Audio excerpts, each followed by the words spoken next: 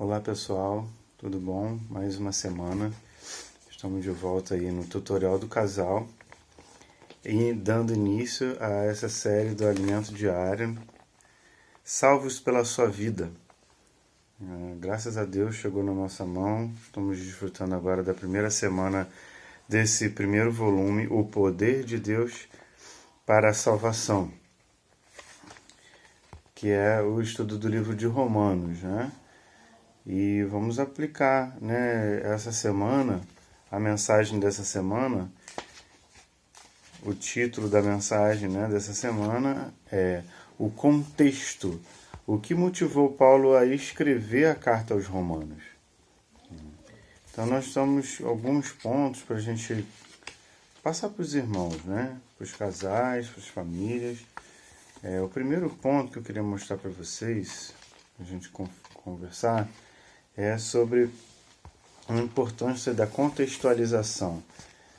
Aqui o autor, ele mostra a importância de nós entrarmos e entendermos o contexto do livro. E ele dá o exemplo do próprio Jesus. Jesus, ele entendia as pessoas porque ele entrava no contexto delas. Ele conseguia entender as pessoas, aquilo que as pessoas passavam, por causa do exercício da sua empatia. Então nós precisamos aprender com o Senhor Jesus essa questão da empatia, principalmente dentro da nossa casa, dentro do nosso lar, aprender a se colocar no lugar da pessoa, aprender a se colocar no lugar do cônjuge, no lugar do filho, saber o que ele está passando, saber os problemas que eles estão enfrentando, para a gente poder ajudar e entender. Isso é muito importante. Quando a gente não entende, não está envolvido no contexto de uma situação, né, nós facilmente julgamos, condenamos, criticamos. Dificilmente a gente consegue entender. E aqui fala uma frase muito interessante. O homem espiritual não é frio, legalista ou desumano, porque possui uma humanidade refinada, e essas qualidades refinadas são supridas por Cristo. Então, esse é o primeiro item que eu queria compartilhar com vocês, essa questão da humanidade refinada. No nosso relacionamento, dentro de casa, a gente precisa buscar no Senhor essa humanidade refinada. Buscar no Senhor ter uma humanidade que expresse o Senhor. Aqui falou, o homem espiritual, ele não é frio, não é legalista, não é desumano, mas pelo contrário, ele exerce uma humanidade refinada. Vamos ver agora, na quarta-feira ela fala de uma situação interessante. Fala das igrejas da Macedônia, que tiveram uma experiência de ofertar para o Senhor. O que isso tem a ver com a vida familiar? O nosso viver, nossas finanças, elas contribuem muito para o equilíbrio do nosso casamento. Muitos casais têm muitos problemas, diversos problemas, por conta de desavenças na questão financeira. E a gente precisa colocar a nossa questão financeira familiar diante do Senhor. Na verdade, e uma das coisas que o Senhor pede de nós, exige de nós, é a questão das ofertas. Então nós devemos deixar separado os valores para ofertar. E isso em comunhão, isso em oração. Então o casal precisa sentar, orar diante do Senhor, pedir o Senhor junto, para que não seja para que não seja uma oferta leviana, e não seja algo de um ou de outro, mas uma oferta do casal. E aí não vai ter acusação, porque um ofertou, que o outro queria usar em outra coisa. Não, os dois juntos precisam buscar diante do Senhor qual o valor que vai ofertar. Então, Mas nós temos várias oportunidades de oferta, né, durante o mês, ofertas para o sócio do Evangelho, ofertas para a África, né? Ou seja, temos diversas oportunidades na vida da igreja para a gente ofertar ao Senhor. E essas ofertas a gente precisa ter comunhão com o cônjuge. Nós precisamos conversar juntos. Né? Eu percebo, né, que a gente ainda é muito individualista nessa questão das ofertas. A gente precisa, assim como a gente conversa sobre a compra de um eletrodoméstico ou a compra de um carro ou alguma outra coisa assim, a gente precisa ter comunhão dentro de casa na questão das ofertas, para que as nossas finanças sejam abençoadas pelo Senhor. Né? Na quinta-feira, fala sobre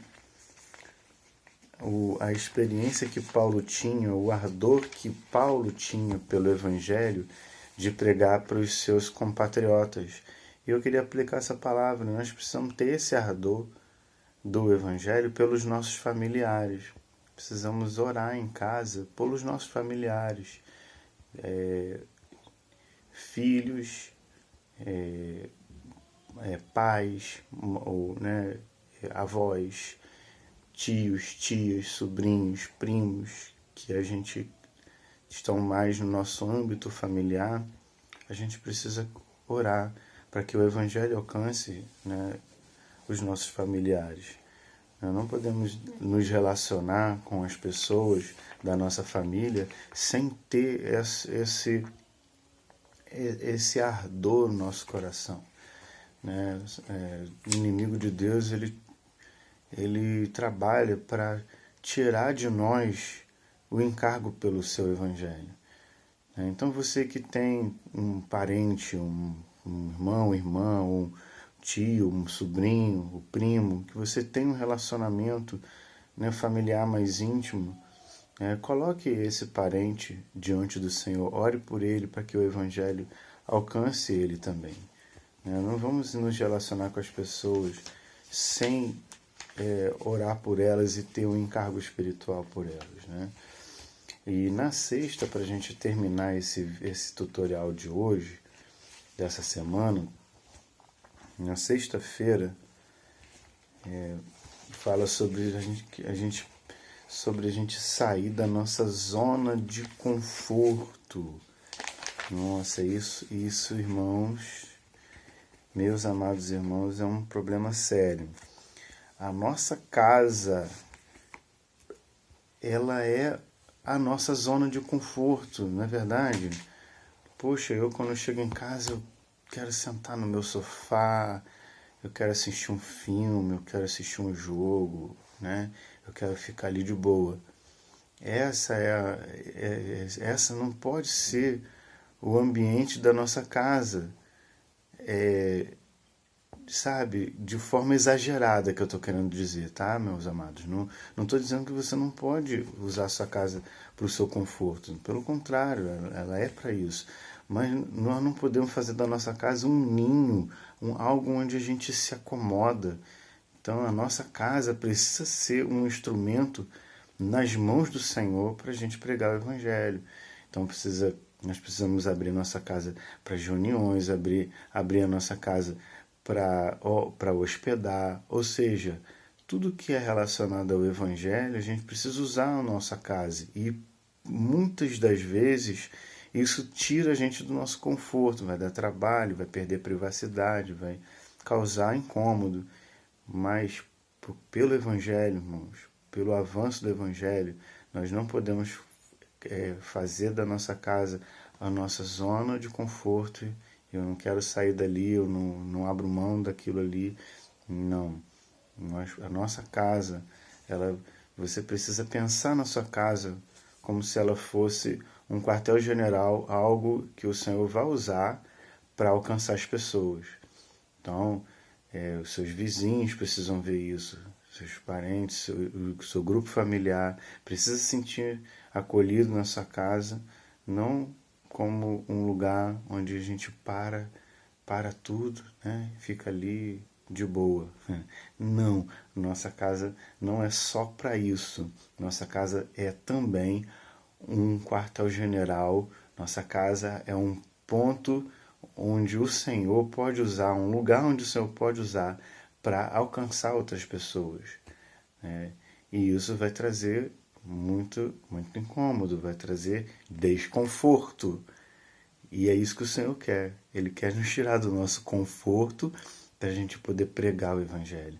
Quando a gente se envolve com o Evangelho, a gente perde o nosso conforto. Mas essa perda é um ganho. A nossa recompensa é muito maior. E é isso que eu queria encorajar você. Use a sua casa. Abra a sua casa. Mesmo que ela seja pequena. Abre ela para receber os irmãos. Para receber o Evangelho. Para fazer com que da sua casa, outras casas que estejam na sua volta, possam ser alcançadas pelo Evangelho. E Jesus é o Senhor. Fiquem com Deus, fiquem na paz. Que Deus abençoe as nossas famílias. Amém.